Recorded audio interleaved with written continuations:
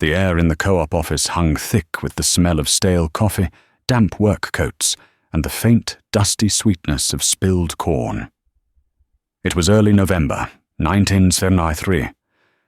Outside, a steel-grey sky spat a cold, miserable drizzle that turned the gravel parking lot into a muddy soup. Inside, the talk was all about harvest. More specifically, it was about Richard Peterson's new combine. "She's a beaut, I tell ya," said old man Hemlock, wiping condensation from his spectacles. "John Deere 7700, turbo, air-conditioned cab, radio, the whole 9 yards. Said he knocked down 80 acres of corn yesterday before the rain even started." A murmur of approval went around the room. These were men who understood what 80 acres in a day meant. It was progress. It was the future. I kept my peace, leaning against the counter, nursing a cup of coffee that was more chicory than bean. "My name is Arthur Miller, Art to most folks. I farmed the 320 acres my father had farmed, and his father before him. The land was mine, free and clear. So was my equipment, what little of it there was." The door swung open, letting in a gust of damp air, and Richard Peterson himself. He was 10 years younger than my 42, with a confident swagger and the soft, uncalloused hands of a man who lets hydraulics do his heavy lifting. He peeled off a brand-new Carhartt jacket, revealing a clean flannel shirt underneath. He wasn't stained with grease or dirt. He was managing, not working. "Morning, boys," he said, his voice booming with the easy confidence of a man on a winning streak. "Smells like rain and broke farmers in here." A few nervous chuckles. Rich had a way of saying things that were half joke, half threat. His eyes scanned the room and landed on me. A slow, pitying smile spread across his face. "Art, still trying to get that old Massey of yours to run?" I took a slow sip of my coffee. "She runs just fine, Rich." "Sure she does," he scoffed, pouring himself a cup. "What is that thing? A 5N10? Perkins diesel, right? Bet you can hear that old girl rattling from 3 miles away. How many acres you get done yesterday before you had to shut down?" 10. 12. The men watched, silent. This was a familiar dance. Rich, with his new iron and bankrolled ambition, and me, with my father's old tools and older advice. Debt is a leash, son. The longer it is, the more you forget you're wearing it. "I got my work done," I said evenly. "Your work," he laughed, a sharp, barking sound. "Art, this isn't 1955. We got 180 bushel corn this year. The price is over $2 and climbing. You can't handle that kind of volume with a museum piece, that little 6-row corn head of yours. It's a joke. I'm running an 8-row wide, gobbling it up. By the time you're halfway through your fields, my corn will be sold, and the money will be in the bank, earning interest." He leaned forward, his voice dropping to a conspiratorial whisper that carried across the entire room. "The bank down in town, they're practically giving money away. You could trade that relic in, get yourself a real machine, a 60C600 at least. Keep up with the times." "My Massey is paid for, Rich," I said, setting my empty cup down on the counter with a quiet click. "It'll be paid for next year, too." He shook his head, a look of genuine disbelief on his face. "You just don't get it. You have to spend money to make money. Leverage. That's the name of the game now. Secretary Boots himself said it. Get big or get out." He gestured out the window, where the gleaming green hood of his new pickup sat parked next to my rusty Ford F100. "That's the difference between us, Art. I'm getting big. Well, you're just getting old." He turned his back on me then, holding court with the other farmers, talking about futures markets and depreciation schedules. I pulled on my worn canvas coat, the familiar weight of it a small comfort. As I pushed the door open, Rich's voice cut through the chatter one last time. "Hey, Art, when that old combine can't handle this crop, and you're watching the snow fly on standing corn, don't come asking me for help. My schedule's already full." The door clicked shut behind me, but I could still hear their laughter. The cold drizzle felt good on my face. Let them laugh. The harvest wasn't over yet. The race is long, and it isn't always won by the fastest horse out of the gate. Now, before we get too deep into this harvest season, I gotta ask you all something, and I want you to be honest. Have you ever known a man like me? A fella who'd rather spend a week grinding valves and fabricating a new sprocket than sign his name on a banknote? Or are you on Rich Peterson's side, believing that you gotta risk it to get the biscuit? Let me know down in the comments, because I'm curious to know if I'm the last of a dying breed. The walk back to my truck was a long one. Every farmer in that lot had a rig that was newer, shinier, and more expensive than mine. They had new grain trucks, new tractors, new pickups. I had my '68 Ford, my '66 John Deere 4020, and the old Massey Ferguson 510 combine my dad had bought used back in '65. Every one of them was paid for in cash, earned through sweat and long hours. Every one of them I knew inside and out. When I got home, the drizzle had settled into a steady, soaking rain. My wife, Sarah, met me at the door. She had that worried look in her eyes, the one she got whenever I'd been to the co-op. She didn't have to ask. "Richard Peterson was there, wasn't he?" she said, taking my wet coat. "He was holding court, as usual." "What did he say this time?" "The usual. That I'm a fool, that my machine's a relic, that I'm going to lose the farm." She sighed, her shoulders slumping just a little. "The other wives, they talk, Art. They talk about their new kitchens, the vacations they're planning. Carol Peterson is getting a brand new station wagon for Christmas. We have everything we need, Sarah." "I know," she said, but her voice lacked conviction. "I just worry." "Let them talk," I said, pulling on my greasy coveralls. "Talk is cheap. I've got work to do." The machine shed was my sanctuary. It was an old wooden structure with a high, vaulted roof where pigeons sometimes roosted. The air inside smelled of cold steel, motor oil, and the damp earth floor. And there she sat, the source of all the town's ridicule, my Massey Ferguson 510. She wasn't pretty. Her red paint was faded to a dull orange, streaked with rust where the sheet metal had been dinged and dented over the years. The decals were peeling. But beneath the worn exterior was a machine with a heart of iron. A 354 cubic inch Perkins diesel engine, naturally aspirated, no fancy turbo to fail. A simple belt and chain drive system that a man could understand and fix with a set of wrenches and a pry bar. Rich was right about one thing. She was loud. When that Perkins fired up, it was a clattering, roaring beast that shook the whole shed. But to me, it was the sound of reliability. It was the sound of independence. The rain was a good thing. It gave me time. The forecast called for 2 days of it before a cold front moved in, bringing clear skies and good harvesting weather. 2 days to get her ready for the toughest part of the season. The corn was heavy this year, the stalks thick and stubborn. It would test the old girl. I started with my daily ritual. A walk around. I checked the tires, thumping them with a small hammer, listening for the solid ring of proper inflation. I ran my hands along the belts, feeling for cracks or fraying. I inspected the chains, looking for stiff links or excessive wear on the sprockets. This wasn't just maintenance. It was a conversation. The machine told you what it needed if you were willing to listen.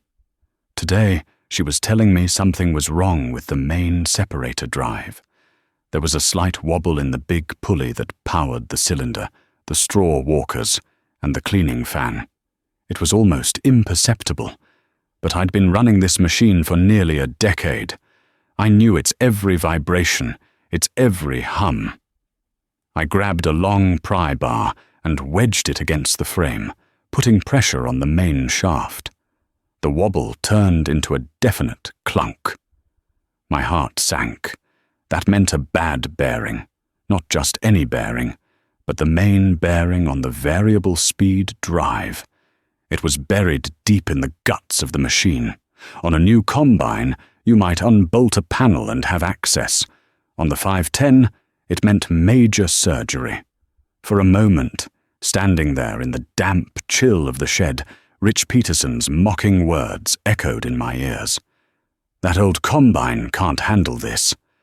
Maybe he was right. Maybe this was the year the old girl finally gave up the ghost. I could feel the weight of the whole harvest, the entire year's income, resting on that one failing piece of steel. It would be so easy to just give up. To walk into the bank on Monday, sign the papers, and have a new machine delivered by Wednesday. Then I looked at my hands. They were scarred and calloused, the fingernails permanently rimmed with black grease. They were my father's hands. They were the hands of a man who didn't quit. "All right, old girl," I muttered, grabbing my toolbox. "Let's get to work." The first step was to get the big drive belt off, a thick, heavy piece of rubber that took all my strength to wrestle from its pulleys. Then came the sheet metal shrouds, each one held on by a dozen bolts, some of them rusted solid. I soaked them in penetrating oil, tapped them with a hammer, and put a 6-point socket on them, leaning into the breaker bar until they groaned in protest and finally broke free. An hour of fighting and swearing, and I had a small pile of metal and bolts on the floor. Now I could see the bearing housing. It was just as I feared. A thin line of black grease was leaking from the seal, a sure sign of failure. Getting it off was the real challenge. The main pulley was keyed to the shaft and pressed on at the factory. It wouldn't come off easy. I started with a 3-jaw puller, tightening the main bolt with an impact wrench until the tool's steel arms groaned under the strain. The pulley didn't budge. I heated the hub with an acetylene torch, trying to expand it just enough to break the rust and time-forged bond with the shaft. The metal glowed a dull cherry red in the dim light of the shed. I put the puller back on and gave it another try. Still nothing. Sweat was pouring down my face, mixing with the grease and grime. My back ached. Every muscle screamed. Outside, the rain drummed a relentless rhythm on the tin roof. Across the road, maybe a mile away, I could see the glow of Peterson's machine shed, a modern palace of steel with bright floodlights. I imagined him in there, sitting in a warm office, drinking coffee and looking at commodity prices, while his mechanic handled any problems on his new, warranty-covered equipment. The frustration was a bitter taste in my mouth. I threw the wrench against the wall, where it clattered to the floor. I was tired. I was sore, and I was alone. I sat down on an overturned bucket, burying my face in my greasy hands. The silence in the shed was broken only by the rain and the ticking of the cooling metal. This was the moment of truth. This was where a man decided who he was. Was I the fool everyone thought I was? Was I just a stubborn old mule, clinging to the past while the world moved on? I thought about my father. He'd gone through the Depression. He'd seen neighbors, good men, lose everything because they'd overextended themselves in the good times. His words came back to me, as clear as if he were standing right there. The land doesn't care if your machine is new. The corn doesn't care if your cab has air conditioning. All they care about is if you show up. You do the work, you respect the land, and you don't owe any man a damn thing. I stood up. I picked up the wrench. There was another way. a harder way. I went to the back of the shop and dragged out the heavy steel I-beam and the 20-ton hydraulic press I'd bought at an auction years ago.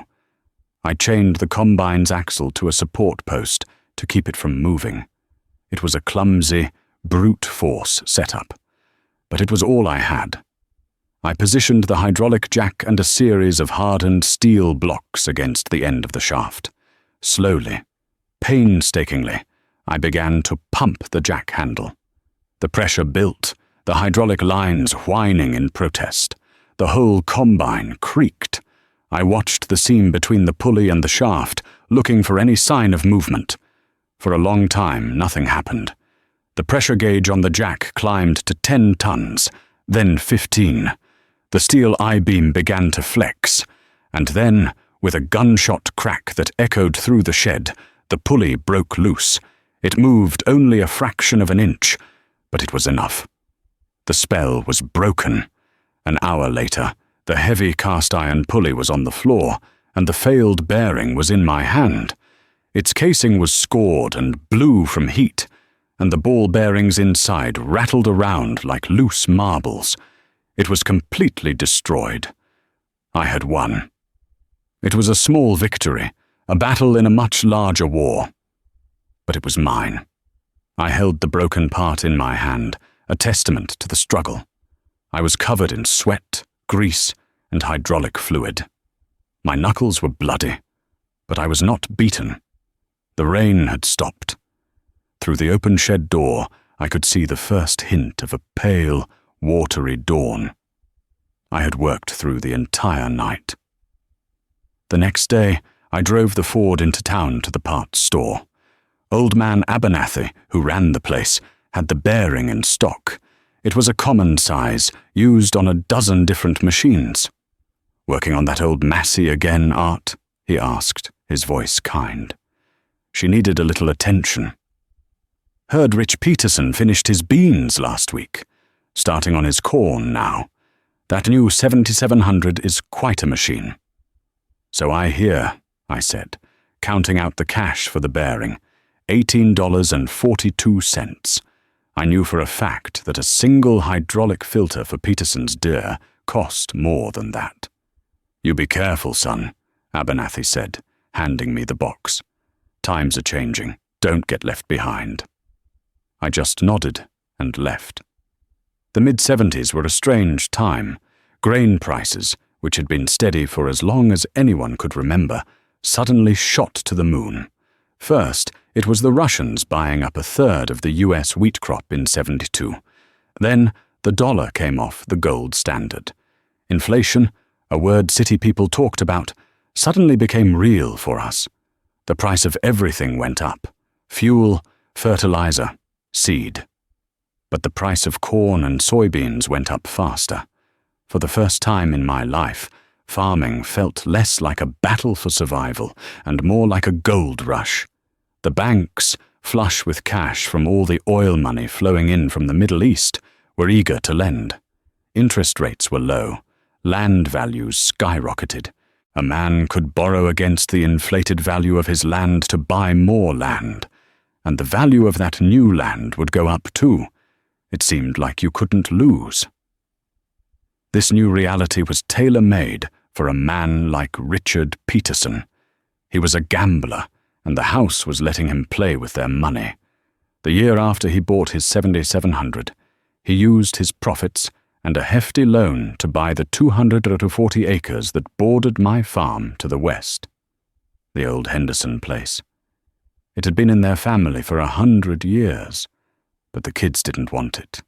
Rich paid a price that made everyone in the county gasp, but he just smiled. "It's an investment," he'd say at the co-op. "They ain't making any more of it." The next year, he traded in the 7700, which was only 2 years old, for a brand new 7700 turbo hydro. More horsepower, hydrostatic transmission, and a bigger grain tank. He built a new machine shed, a massive butler building of gleaming steel that dwarfed my old wooden barn. He put up 2 new 50,000 bushel grain bins with electric augers and drying floors. His operation was the model of modern efficiency. Farm magazines sent photographers to take pictures of his setup. He was the future. And I just kept on going. My Massey 510, with its new bearing, ran like a top. The 40-20 never failed to start. My fields produced just as much corn per acre as his did. The difference was, I did it all myself. While he was hiring a second man to run his grain cart, I was driving my own grain truck to the elevator. While he was at the dealership signing papers, I was in my shop relining the brake bands on my old gravity wagon. The profits I made in those boom years were modest compared to his. But they were real. And they were mine. I didn't pour them into more land or shinier iron. I paid off the last of my operating note from the bank. I reshingled the roof of our house. I bought Sarah a new Maytag washer and dryer, so she wouldn't have to use the old wringer washer anymore. I bought a new Lincoln arc welder for the shop. Solid, tangible things. Things that didn't come with a monthly payment. The scorn from the community turned to a kind of pitying confusion. They couldn't understand me. In an age of unlimited opportunity, I was standing still. My father-in-law, a good man who'd always been supportive, took me aside one Sunday after church. "Art," he said, his face etched with concern.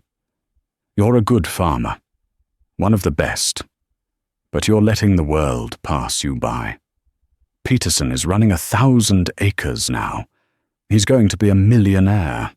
You have a chance to build something for your children, an inheritance. You can't do that on 320 acres with 30-year-old equipment." "I'll be giving my children a farm that's paid for," I told him. "That's a better inheritance than a mountain of debt." He just shook his head and walked away. He didn't understand. None of them did. They saw the shiny paint, the big tires, the acres of land. They didn't see the banknotes filed away in a drawer in town. They didn't see the sleepless nights that came with owing that much money. I saw it. I saw the way Rich's smile got a little tighter each year. I saw the way he snapped at his wife in public. I saw the way he drove his new pickup, too fast, with a reckless edge. He was a man running a race, but he wasn't just running against the weather and the markets anymore. He was running against the interest payments. The fall of 1979 was shaping up to be a monster.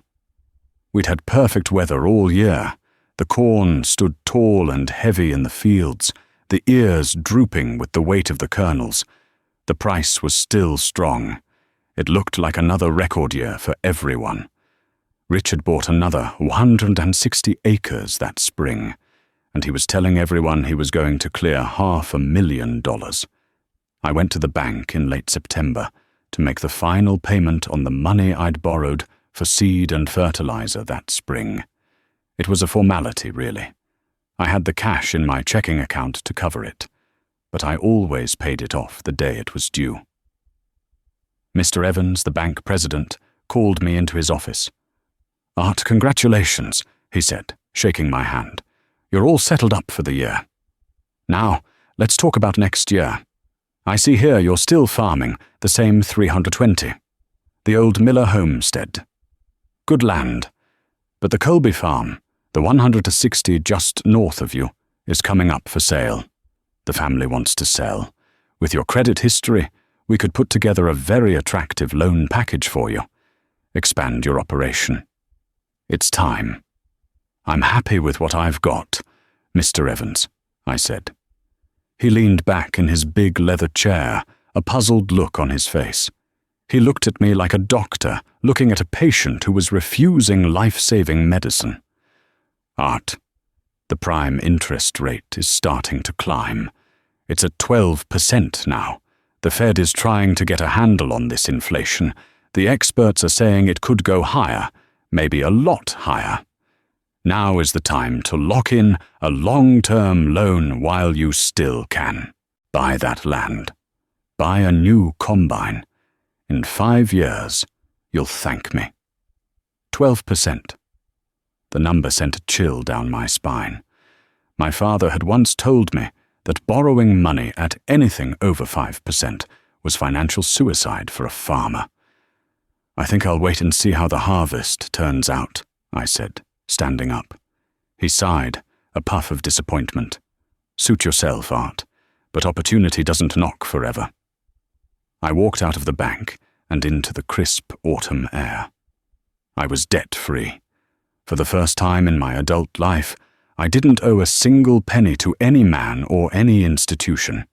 A wave of profound relief washed over me. I should have felt like the king of the world. But as I looked down the main street of our small town, I saw Rich Peterson's new grain truck rumbling by, heading for the elevator, heaped high with golden corn. And across the horizon, I could see the vast expanse of his empire, stretching as far as the eye could see.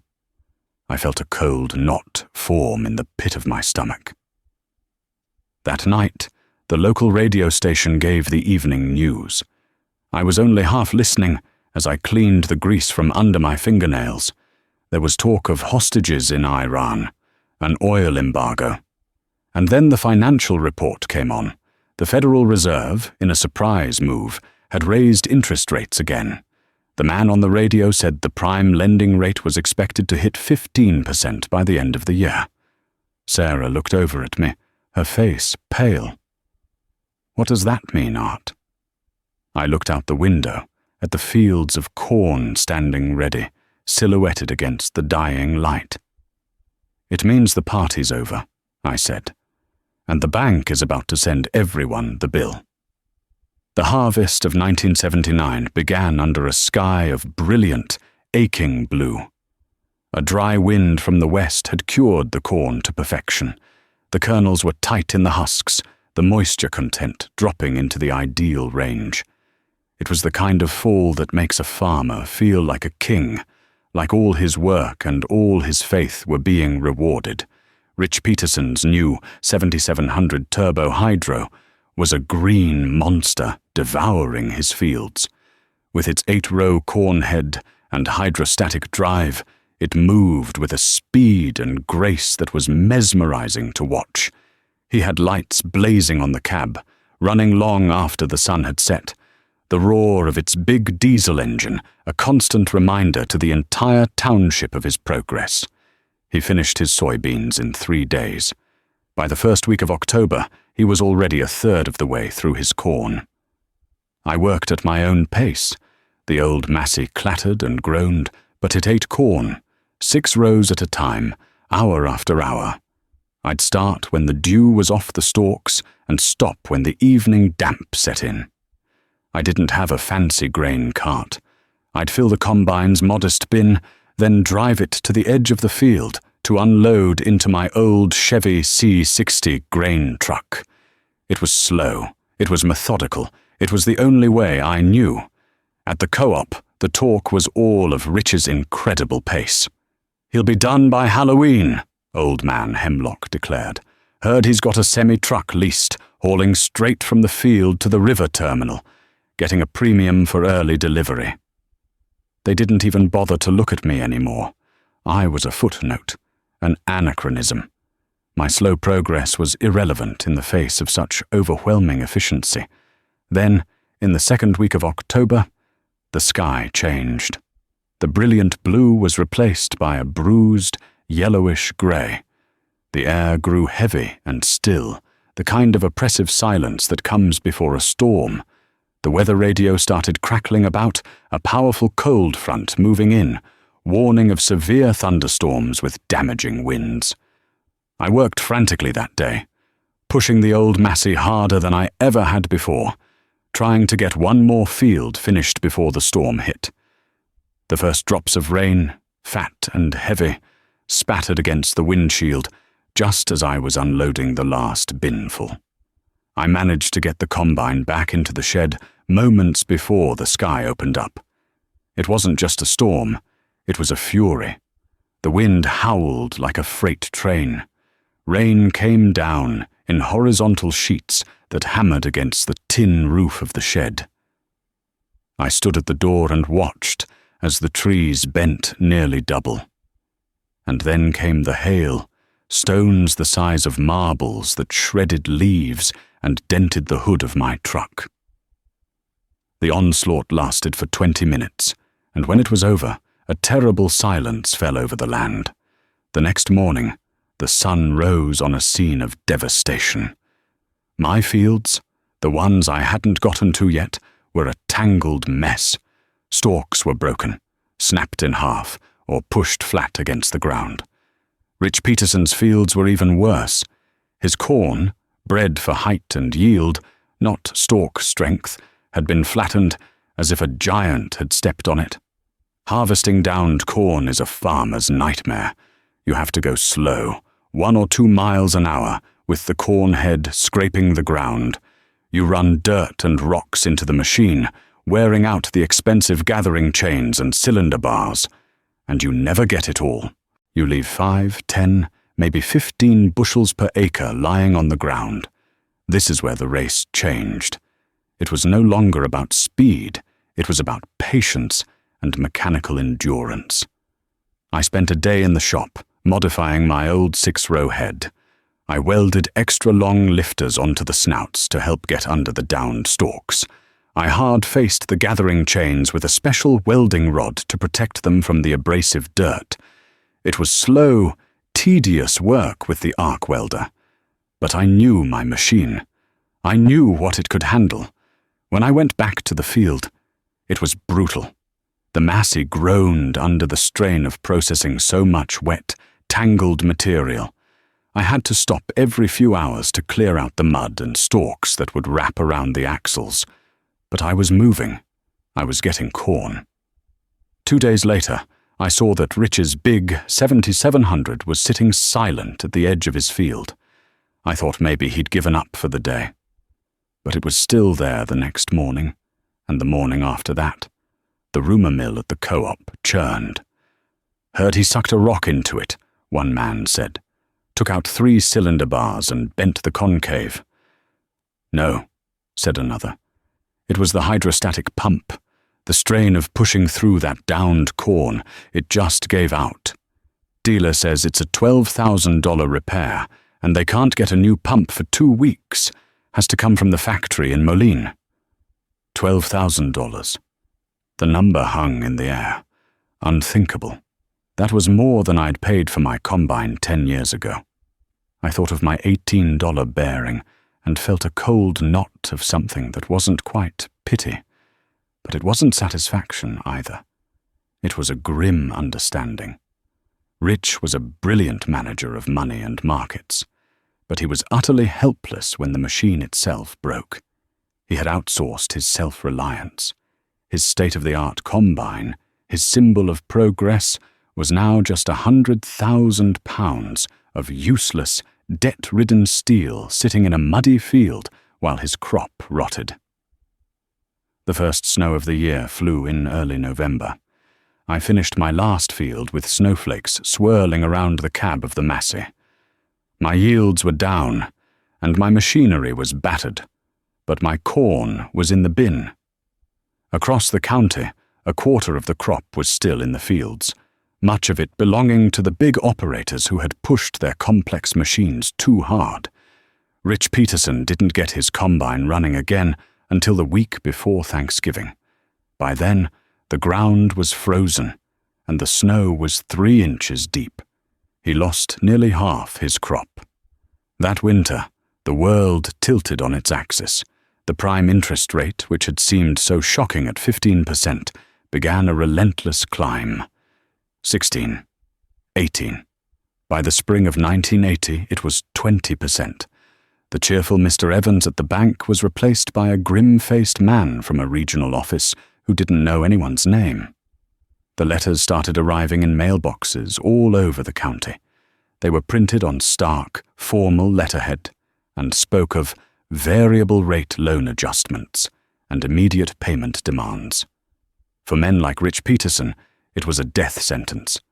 His entire empire was built on a mountain of operating loans, machinery loans, and mortgages, all tied to that prime rate. A loan he had taken out at 9% was now costing him 21%. The monthly interest payment on his land alone was more than most farmers' yearly income. At the same time, the bottom fell out of the grain market. A politically motivated grain embargo against the Soviet Union slammed the door on our biggest customer. The price of corn plummeted from over $3 a bushel to barely $2. Suddenly, every bushel Rich sold was at a catastrophic loss. He was a man trapped in a burning house with no doors. The swagger was gone. I'd see him in town, and he looked like a ghost. His face was pale and drawn, his eyes darting around nervously. The confident boom in his voice had been replaced by a quiet, raspy whisper. The other farmers, the ones who had followed his lead, avoided him. They were all in the same boat, desperately trying to keep their own heads above water. They didn't want his bad luck to rub off on them. I was struggling too. $2 corn hurts everyone. But my situation was different. My land was paid for. My machinery was paid for. My only costs were fuel, seed, and fertilizer for the next season. I wasn't making a profit, but I wasn't bleeding out either. I was surviving. Sarah and I cut back on everything. We ate from our garden, patched our clothes, and didn't spend a dime that wasn't absolutely necessary. We were hunkered down, riding out the storm. The foreclosure notices began appearing in the local paper like obituaries. First, it was the younger guys, the ones who had just gotten started and borrowed heavily. Then it was established families, names that had been in the county for generations. Every notice was a fresh tragedy, another family farm sacrificed on the altar of progress and easy credit. In the fall of 1981, the notice everyone had been expecting finally appeared. The Peterson farm, all 1,200 acres, all the new grain bins, the massive machine shed, the house with the new kitchen, everything. The auction was set for the second Saturday in March. The day of the auction was cold and grey, with a bitter wind that whipped across the bare fields. The entire county was there, it seemed. They came not to celebrate, but to bear witness. It was a funeral for a dream. The auctioneer, a man I'd known my whole life, spoke in the hushed, respectful tones usually reserved for a graveside service. Rich's equipment was lined up in neat rows, clean and polished, but it looked forlorn. The 7700 Turbo Hydro, the machine that was supposed to be his chariot to fortune, was just another item on the block. The bidding was sparse. The bankers and the big money investors from out of state got most of it, for pennies on the dollar. Rich and his wife Carol stood off to the side, by the porch of their house. They looked small and lost. Carol was crying quietly, her face buried in her husband's shoulder. Rich just stared straight ahead, his face a mask of stone. He had lost everything: the land, the machines, the respect. He was a king reduced to a pauper in his own fallen kingdom. Then the auctioneer moved on to the land, selling it off parcel by parcel. The out-of-state money bought the big tracts, the ones Rich had acquired during the boom. Finally, they came to the last piece. "Lot number 47, the auctioneer called out. The original Peterson homestead, 160 acres with house and buildings, a fine piece of ground, folks, been in the same family for 3 generations. A hush fell over the crowd. This wasn't just land, it was a legacy. The banker from the regional office started the bidding. It was a low number, a fraction of what the land had been worth just 3 years earlier, but in this new economy, it was a fortune. No one said a word. The local farmers just shuffled their feet and stared at the ground. They couldn't afford it, and even if they could, it felt wrong, like picking the pocket of a dead man. The auctioneer called for a bid, Once, twice. I'll bid, I said. My voice sounded loud in the silence. Every head turned to look at me. Art Miller, the man with the old Massey, the man who never borrowed, never expanded. I saw surprise, confusion, even a flicker of anger on some faces. The banker nodded, and the auctioneer pointed at me. An investor in a camel hair coat raised his hand. The price went up. I bid again. He bid. We went back and forth, the numbers climbing slowly. My heart was pounding in my chest. I had saved every spare dollar for the last 10 years. I knew exactly how much I had, and I knew my limit. We reached it. The man in the coat looked at me, a smirk on his face, and raised his paddle one more time. It was over. I had lost. I gave a small shake of my head to the auctioneer. "Fair warning," the auctioneer called. "Going once, going twice." He looked around the crowd. His eyes met mine, and then they flickered over to where Rich was standing. "Sold!" he cried, but his gavel came down on the bid before the investors. My bid. He had ignored the last raise. He had sold me the farm. The man in the coat started yelling, but the auctioneer, a man of quiet authority in our community, just stared him down. "The bid was closed," he said flatly, and turned away. It was an act of small-town justice, a rebellion against the faceless money that was destroying us. I walked over to the clerk's table and wrote the check, the biggest one I would ever write in my life. It nearly wiped me out, but it was my money. It was real. Later, as the crowd was thinning out, I walked over to where Rich was still standing by the porch. He wouldn't look at me. "I'm sorry, Rich," I said. "Just get it over with," he mumbled, his voice thick with shame. "Tell me I was a fool. Tell me you told me so. You've earned it." "I'm not here for that," I said. "I didn't buy your home to kick you out. I bought it to keep the bank from getting it." I took a deep breath. "The house is yours to live in, for as long as you need it. No rent. And I need someone to farm that ground. Someone who knows it better than anyone. I'll rent you the land. A fair crop share agreement. You can use my equipment until you get back on your feet." He finally looked up, his eyes wide with disbelief. The mask of stone cracked, and for the first time, I saw the man underneath, scared and broken. "Why?" he whispered. "After everything I said. After how I treated you." "Because we're neighbors," I said. "And this whole damn thing, it wasn't a competition. They made us think it was. But we were never fighting each other, Rich. We were just farming." He didn't say anything.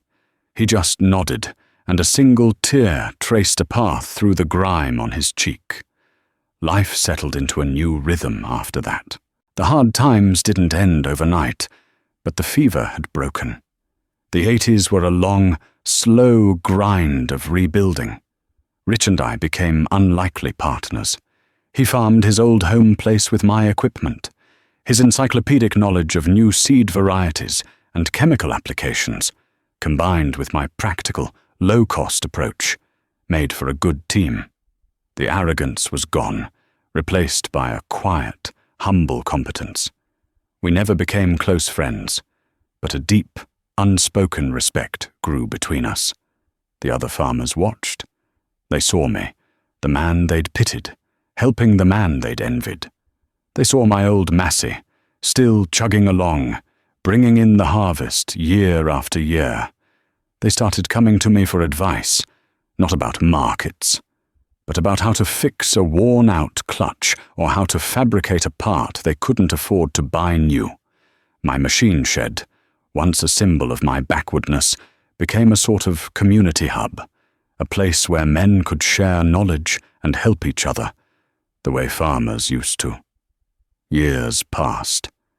My son David grew from a boy into a young man. He had my hands and my father's quiet way of watching and learning. One cool autumn evening, when he was 16, we were in the shed, getting the Massey ready for another harvest. It was almost 30 years old by then, its red paint almost completely gone, but its Perkins diesel heart was as strong as ever. I was showing him how to grease the Zerk fittings on the main separator drive, the same place that bearing had failed all those years ago. "Dad," he said, wiping grease from his hands with a rag, "why do we still use this old thing? Uncle Rich says we could afford a newer one now. A nice one with a clean cab and a radio." I stopped and looked at him. I saw the future in his eyes, the same pull toward the new and the shiny that had tempted a whole generation of farmers. I put my hand on the cold steel of the combine. "This machine," I said, my voice quiet, "taught me the most important lesson I ever learned. It's not about how fast you go or how big you get. It's about what you own and what owns you." I looked him in the eye. "Your grandfather told me something I never forgot. He said, 'Debt is a leash, son. The longer it is, the more you forget you're wearing it.' This combine, this whole farm, it's ours. No one can take it from us. It represents freedom. Don't you ever forget that." He was quiet for a long time, just looking at the old machine. Then he nodded. "I won't, Dad." He picked up the grease gun, and we went back to work. A few minutes later, I climbed into the operator's seat, the same worn seat my father had sat in. I turned the key. The starter groaned for a moment, and then the old Perkins diesel roared to life, its familiar, clattering thunder shaking the walls of the shed and echoing out across the fields. It wasn't the sound of progress, it was the sound of survival, and it was the sweetest sound in the world.